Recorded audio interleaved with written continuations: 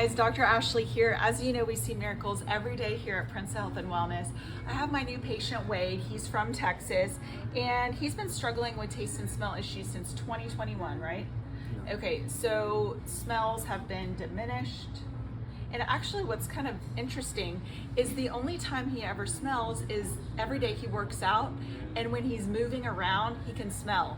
So I thought that was really interesting because he's moving his upper cervical spine, right?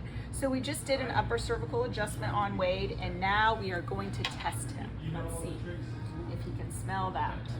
I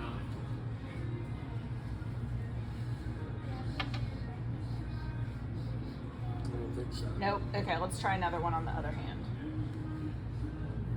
Okay, go ahead and smell.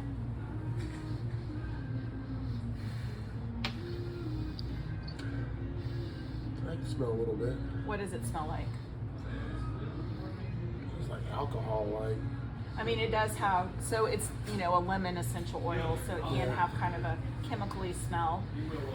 Let's try this one that may smell familiar to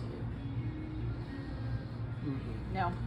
Okay, so guys, we just did this like 3 minutes ago, 2 minutes ago maybe. So sometimes it takes a little time to work.